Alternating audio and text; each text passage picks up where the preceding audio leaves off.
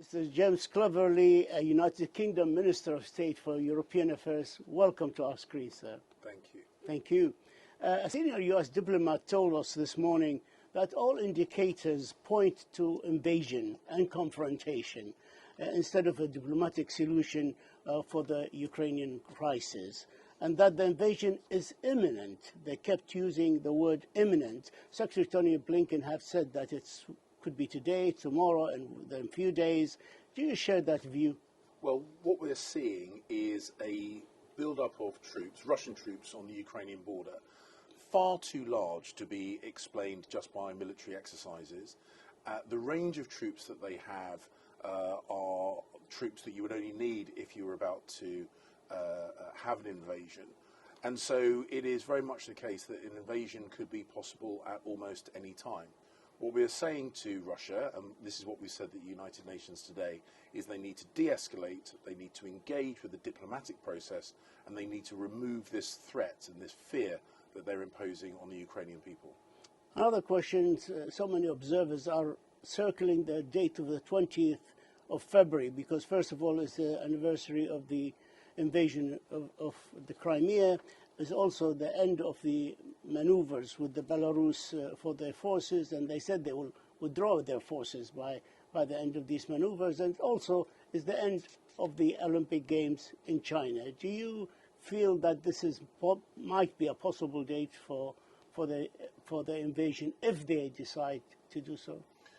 Well, it's not possible for us to give a specific time and date, but some of the activities that we're seeing, some of the disinformation, some of the activities to be used as a pretext for invasion indicate that that could be one of the dates. What we are trying to do is we are trying to prevent a war. So if that date comes and passes and there is no information, that would be good. But what we're really seeking is for Russia to properly de-escalate and move those troops away from the Ukrainian border. The UK Foreign Office passed new legislation last week giving the United Kingdom the power to target individuals and organizations for sanctions. These organizations, of course, the individual could be of strategic importance for the Russian Federation in the event, of course, Russia invades the Ukraine. Russia says that sanctions usage will be like shooting yourself in the foot. Is there truth to their statement, even a little bit? Well, we have made it clear, and we continue to make it clear, that if Russia were to invade Ukraine, that would be a huge strategic error and would come at a cost. Obviously, the cost in human life, but also it would come at an economic cost. We have expanded our sanctions regime so that we could put severe economic pressure to Russia, and we are well prepared to do this, and we're well prepared to deal with whatever repercussions that might bring. The Russians have been pressing for a set of security guarantees from the West, including a guarantee for the Ukraine never to join NATO, and also from the NATO side as well. Do you think that this could be a basis for diplomatic resolution of the crisis? Well, NATO is a defensive organisation, and countries join NATO purely voluntarily. NATO is never expanded by force, it's never expanded by coercion. We are, of course, prepared to discuss Russia's concerns as long as they are also willing to listen to our concerns. And we want to see diplomacy rather than conflict. So we will always have the door open for talks. That's why we're here in the UN. That's why we have flown to Russia recently. UK Foreign Minister Liz Truss said in an interview with Sky News, and I'm just quoting her here, there's still time for Vladimir Putin to step away from the brink, but there's only a limited amount of time for him to do that. What does she mean by a limited amount of time? Well, it is not acceptable for Russia to maintain this threatening position over Ukraine indefinitely.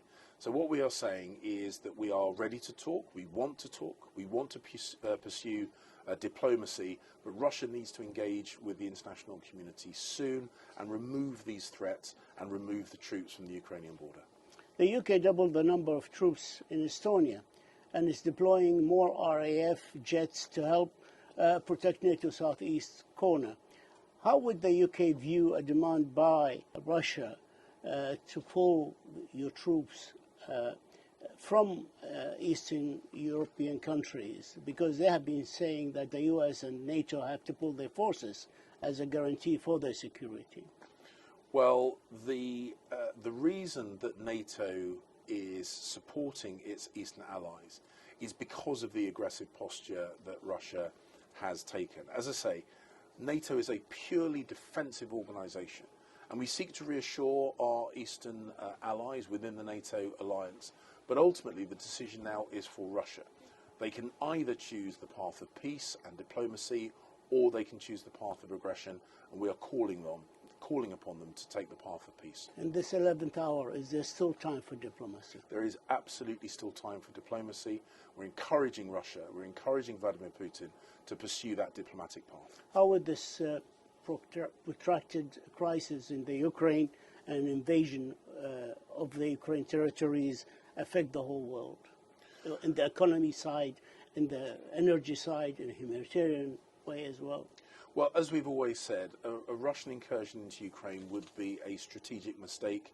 It would cost lives, it would cost Russian lives, and I don't think the Russian people want to see that. They do not want to see the economic impact in their own country that this invasion would bring.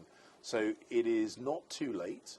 The Russian leadership should engage in the diplomacy that's on offer, and they should move their troops away from the Ukrainian border. You've seen the different pretexts that the Russians media is circulating, being implanted, of course, by the Russian authorities, like the genocide story, like the graves of civilians in eastern Ukraine, like the NATO sending arms and mercenaries. But they are denying it in the Security Council. We heard the Deputy Foreign Minister denying all these, what he so-called allegations by the West. Well, there is no justification for this huge build-up of Russian troops on the Ukrainian border. We have had monitoring missions in eastern Ukraine. The claims that Russia are putting forward are just not credible. And the threat that they have hanging over the Ukrainian people is not justified. They should engage with the diplomatic process, they should move the troops away from the Ukrainian border, and they should pursue a path of peace. My time is over, but I have one last question about the French President Emmanuel Macron, a statement reminding everybody that Russia is part of Europe. I'm just quoting what he says, part of Europe, and is simply too big, too powerful, and too invested in its immediate neighborhood to be excluded from European security order. A continued strategy along these lines will lead repeated Russians' attempt to force its way back in it. At best, this will lead to repeated and very damaging crisis, the worst to war the United Kingdom view of such a statement? Well, we have always made it clear that we want to engage with Russia. There are a number of mechanisms, whether it's the OSCE or the NATO-Russia Council or other fora where the Normandy process, Russia can engage. Russia can be an engaged player in Europe. That's what we want to see. We want to see Russia pursuing a diplomatic path and to be a fully engaged partner and neighbour in Europe, not to be an aggressor, not to threaten its neighbours, and that's the message we take to Russia today. Mr. Cleverly, let's hope that diplomacy wins the day. We thank you for this interview.